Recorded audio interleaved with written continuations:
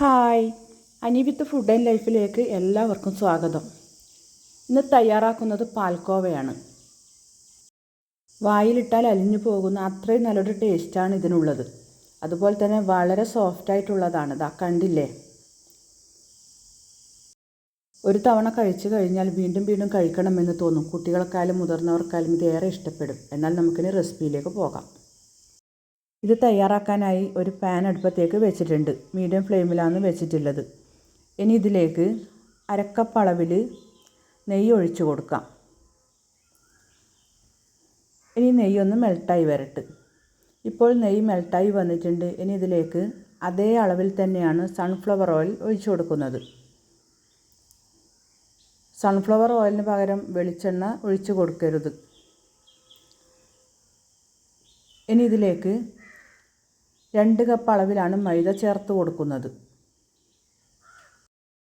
വേണമെങ്കിൽ ഇത് നെയ്യിൽ മാത്രമായിട്ടും ഇത് തയ്യാറാക്കാൻ പറ്റുന്നതാണ്. പക്ഷേ നെയ്യും സൺഫ്ലവർ ഓയിലും ചേർത്തുണ്ടാക്കുമ്പോഴാണ് നല്ല ടേസ്റ്റ്. ഇനി മൈദ ഇതിൽ കിടന്ന് നന്നായി ഒന്ന് മൂത്ത് വരണം. ഒരു 10 മിനിറ്റ് നേരം മൂപ്പിച്ചെടുത്താൽ മതിയാകും. ഇപ്പോൾ ഇത് കണ്ടിന്യൂസ് ആയി ഇളക്കി കൊടുക്കണം. അപ്പോൾ ഇത് കട്ടിയായിട്ട് വരും. ഒരു 10 മിനിറ്റ് നേരം മൂപ്പിച്ചെടുക്കുമ്പോഴേക്കും ഇതിൻ്റെ കൺസിസ്റ്റൻസി ലൂസാവും. ഇനി ഇതിലേക്ക് ഒരു നുള്ളു ഉപ്പ് ചേർത്ത് കൊടുക്കാം.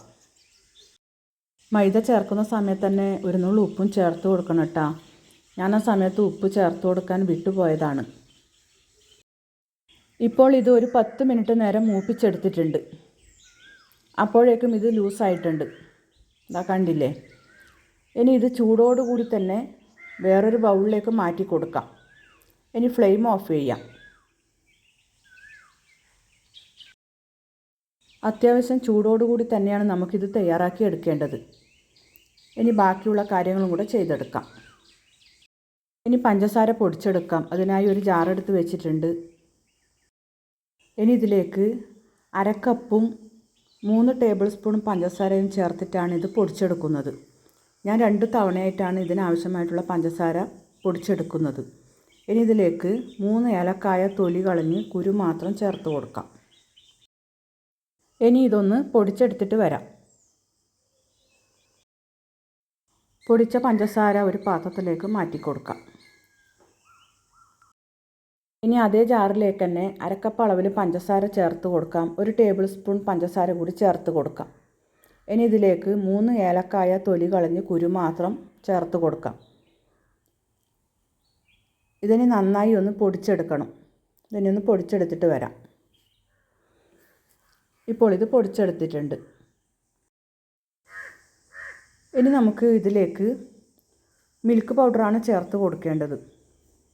3 ടേബിൾ സ്പൂൺ മിൽക്ക് പൗഡറാണ് ഇതിലേക്ക് ചേർക്കുന്നത്.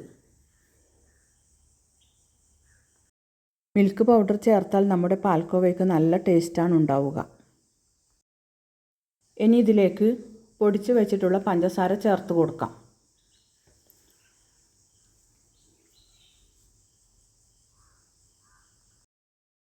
അത്യാവശ്യം ചൂടോടുകൂടി തന്നെയാണ് ഇത് ചെയ്തെടുക്കേണ്ടത്. നമ്മൾ കൈ തൊടുമ്പോൾ ചൂടറിയണം.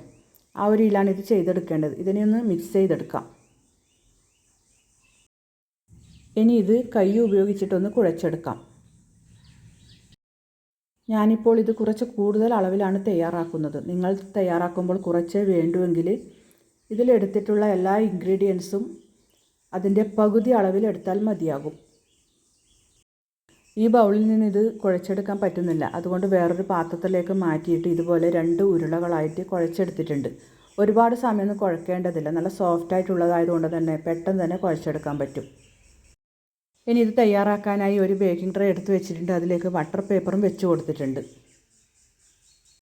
ഇതിലേക്ക് തയ്യാറാക്കി വെച്ചിട്ടുള്ള മാവ് വെച്ച് ഒന്ന് പ്രസ് ചെയ്ത് ലെവലാക്കി കൊടുക്കാം. ഇപ്പോൾ ഇത് ലെവലാക്കി എടുത്തിട്ടുണ്ട്. ഇനി നമുക്ക് രണ്ടാമത്തെ ഉരുള കൂടി വെച്ച് ഇതുപോലെ ഒന്ന് ലെവലാക്കി എടുക്കാം. മാവ് ഇതിലേക്ക് വെച്ച് പ്രസ് ചെയ്ത് ഒന്ന് ലെവലാക്കുമ്പോഴേക്കും ഇത് കുറച്ച് ലൂസായിട്ട് വരും.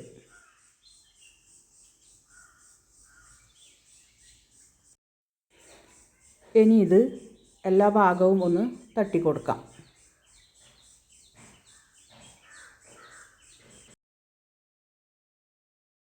ഇതിന് മുകളിലായി കാഷ്യൂ നട്ട്സ് ഇതുപോലെ ചെറിയ കഷ്ണങ്ങളാക്കി വെച്ചിട്ടുണ്ട്. ഇതൊരു ഭംഗിക്ക് വെച്ചെന്നേ ഉള്ളൂ. ഇത് വെക്കണമെന്ന് യാതൊരു നിർബന്ധവുമില്ല. ഇത് മൂടി വെച്ച് 3/4 മണിക്കൂർ ഫ്രീസറിൽ വെക്കാം. 3/4 മണിക്കൂറിന് ശേഷം എടുത്ത് തുറന്ന് നോക്കാം. നമ്മുടെ പാൽക്കോവ നല്ല സെറ്റായിട്ട് വന്നിട്ടുണ്ട്. രാത്രിയാണ് തയ്യാറാക്കുന്നതെങ്കിൽ ഫ്രീസറിൽ വെക്കേണ്ട, ഫ്രിഡ്ജിൽ വെച്ചാൽ മതി. രാവിലെ ആകുമ്പോഴേക്കും നല്ല സെറ്റായിട്ടുണ്ടാകും. ഇനി എത്ര വലിപ്പമാണോ വേണ്ടത് അതിനനുസരിച്ചൊന്ന് മുറിച്ച് കൊടുക്കുക. അതിനുശേഷം വേറൊരു പാത്രത്തിലേക്ക് തട്ടി കൊടുക്കുക. എന്നിട്ട് ബട്ടർ പേപ്പർ മാറ്റി കൊടുക്കാം.